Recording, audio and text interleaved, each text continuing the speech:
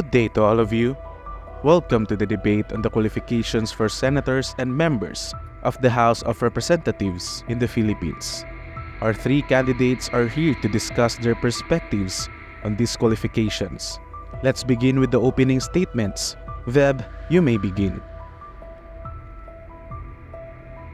Thank you. As a lawyer with extensive experience in the legal field, particularly as a public attorney, I have a comprehensive understanding of the legal framework that governs our country. I firmly believe that individuals serving as senators or representatives should possess a deep understanding of legislative processes, law, and governance. It's crucial to have a background in legal frameworks to effectively draft, scrutinize, and amend laws for the benefit of our nation. Thank you, Veb. Charlotte, your opening statement, please. Good day, everyone. While I may not have a background in law or politics, my experience as a businesswoman has given me insights into the economic needs of our country. I believe that a diverse set of skills and perspectives is valuable in the legislative arena. My focus would be on the economic development and business policies that could drive growth and prosperity for all Filipinos. Thank you, Charlotte. Now, Femme, your opening statement, please. Good day, everyone. I may not have a college degree, but I have been deeply involved in advocating for the rights of marginalized communities. I believe that the voice of the people, especially those often unheard, needs to be amplified in the legislative process. My experience as an activist has given me a real understanding of the grassroots issues that affect our nation. I stand here to represent the voices of the marginalized and fight for their rights in our legislature. Thank you, Femme. Now let's dive into the discussion on qualifications. Veberly, what in your opinion are the key qualifications necessary for individuals aspiring to become senators or members of the House of Representatives in the Philippines? The Constitution lays out the qualifications quite explicitly. It requires candidates to be natural-born citizens of a certain age and possessing a residence in the Philippines for a specified period. But beyond these constitutional requirements, a deep understanding of legislative processes, governance, and lawmaking is essential. It ensures effective representation and the ability to craft impactful legislation. Thank you, Veb. Now, Charlotte, considering your background in business administration, how do you perceive your qualification for a legislative position?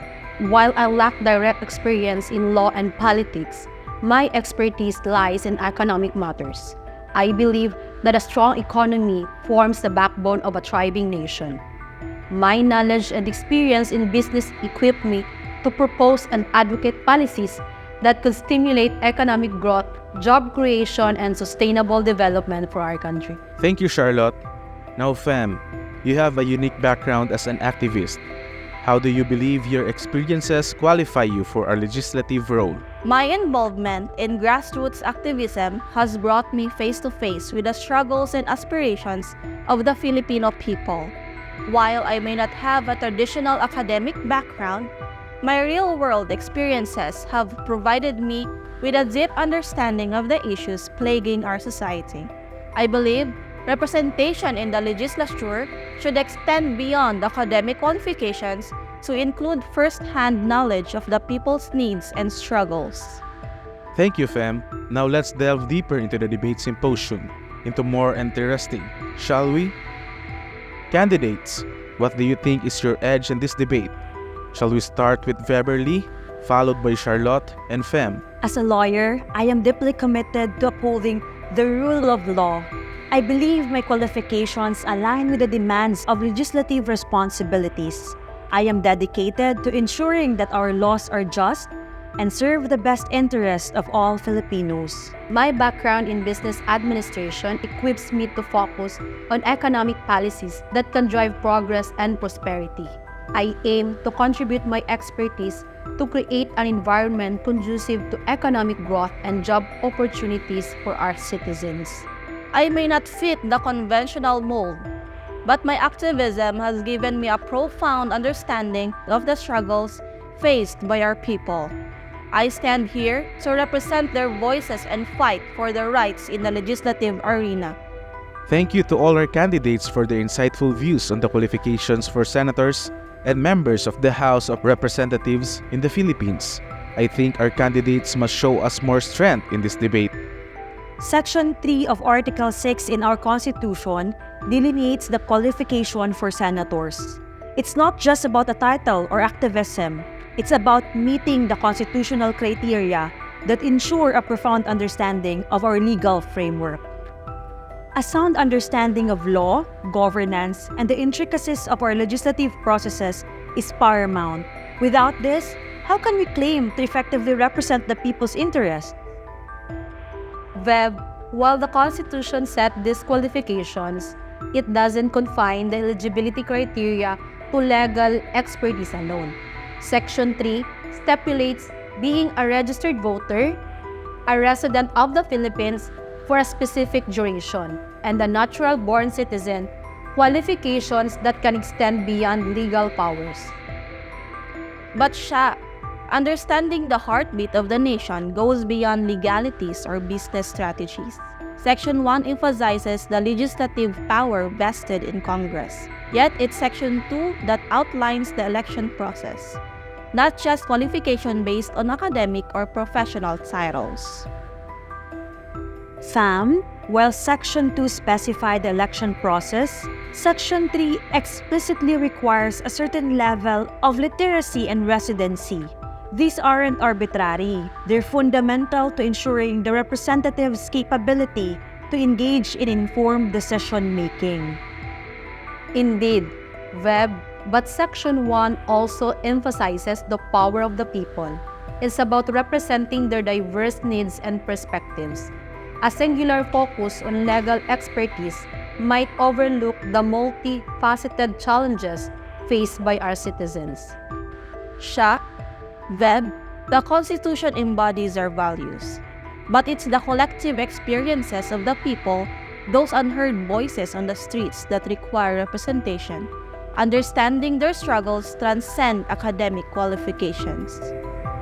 A rigorous debate showcasing the candidates' interpretations of Constitution's provisions. Our candidate just highlighted earlier the intricate balance between legal expertise, representation of the people, and the multifaceted nature of governance. Excuse me, everyone. I couldn't help but notice something while discussing Section 3 of our Constitution.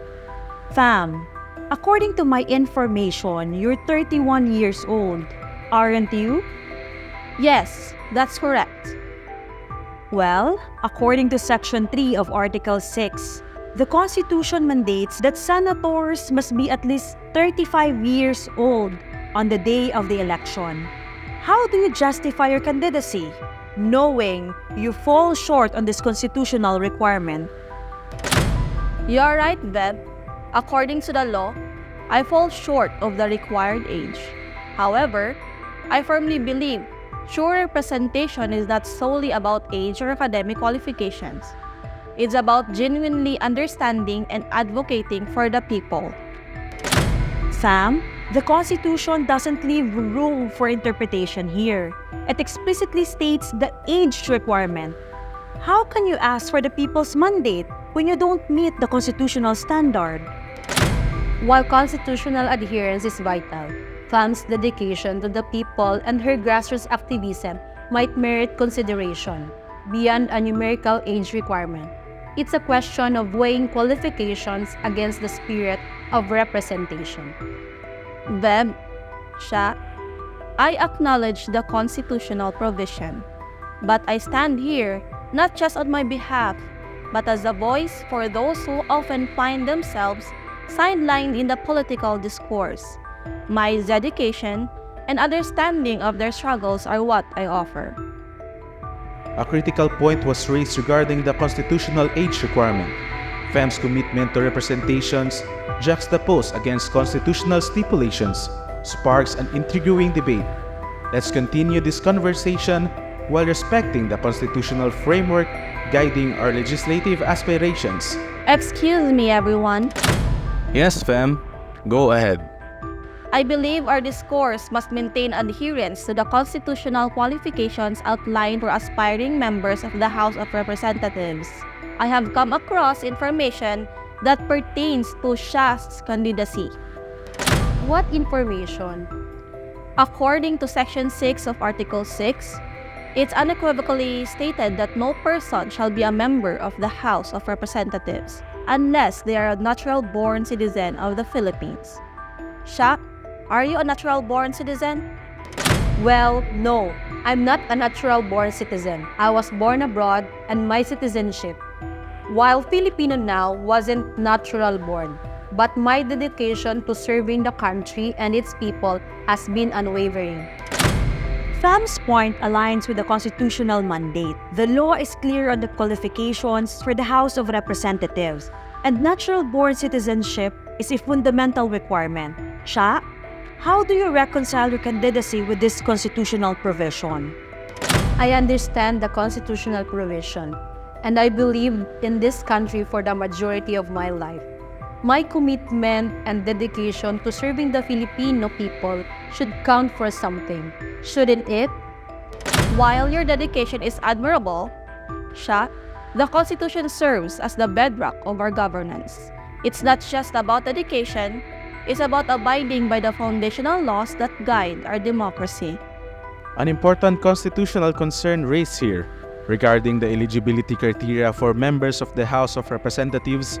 Let's take a moment to further delve into the implications and interpretations of this constitutional provision. This debate is now delving into critical constitutional stipulations that define the qualifications for our legislative representatives. Femme pointed out a significant concern regarding Charlotte's eligibility as per Section 6 of Article 6. Charlotte, how do you justify your candidacy in light of this constitutional requirement? I understand the constitutional mandate. While I wasn't born a natural Filipino citizen, my dedication to this country has been unwavering. I believe my contributions and understanding of our nation's needs make me a suitable candidate to represent the people. Veb, how would you interpret this constitutional provision in its implication for someone not meeting the requirement of natural-born citizenship? The Constitution explicitly outlines the qualifications necessary for those seeking to serve in the House of Representatives. This includes being a natural-born Filipino citizen. It's not about individual dedication alone. It's about upholding the foundational laws that govern our nation. Precisely, Veb, the Constitution serves as the cornerstone of our governance. Ignoring or sidestepping its provisions could set a dangerous precedent for our democratic principles. Compliance with constitutional mandates is fundamental. Femme, given this constitutional concern, how do you think Charlotte's candidature should be addressed? Is there room for exceptions based on dedication or service to the country? Dedication is unquestionably commendable, but the Constitution must guide our decisions. It's the bedrock of our democracy and should not be compromised. Upholding the law is paramount, and exceptions based on dedication might erode the sanctity of our constitutional framework. But shouldn't merit and dedication count for something? I've dedicated my life to serving this country and contributing positively to its progress. Shouldn't that count? Dedication is indeed valuable. However, constitutional provisions are the backbone of our governance. Let's explore further. Veberly, how do you balance dedication and adherence to constitutional qualifications in evaluating candidates? Dedication is commendable, but it should complement, not replace constitutional requirements. Striking a balance between merit and adherence to constitutional mandates is crucial. We cannot afford to dilute or disregard the essence of our foundational laws. A pertinent discussion on the intersection of dedication and constitutional mandates. It underscored the complexity of evaluating candidates' qualifications. However, the Constitution remains the guiding principle.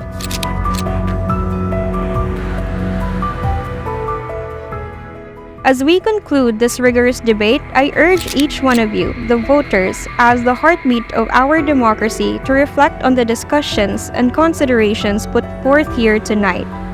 The choices you make on election day shape the trajectory of our nation. Your vote isn't just a mark on a ballot, it's a voice that resonates through the corridors of power, shaping policies and steering the course of our country's future. Be wise. Consider not just the rhetoric, but the substance. Not just promises, but qualifications. Not just a passion, but a commitment to upholding the values enshrined in our Constitution. Responsibility lies with each of us to discern, to delve beyond surface-level appeals, and to scrutinize the candidates for their adherence to our constitutional principles, the very bedrock of our democracy. Your vote is a powerful tool, one that carries the aspiration and hopes of our nation. So, when you step into that booth on election day, do so with a sense of duty, with a mindful understanding of the candidates' qualifications, their dedication, and their alignment with the principle that defines us as a nation. Remember, your vote is a legacy, an investment in the future you envision for our beloved country. Let it be one founded on wisdom, responsibility, and a steadfast commitment to uphold the spirit of our democracy. Thank you, and may each of you exercise your right to vote with the utmost care and consideration for the betterment of our nation.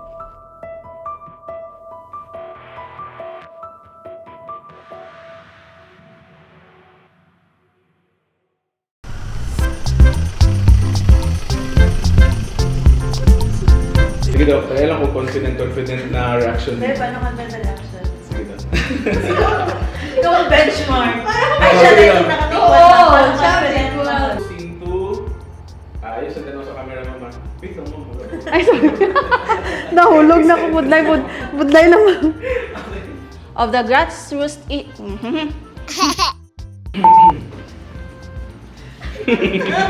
Don't worry, sir. Ano man yun? Okay na to. What information ang muna garo? Ay, question. Ay, okay. Abi ko nang surprise.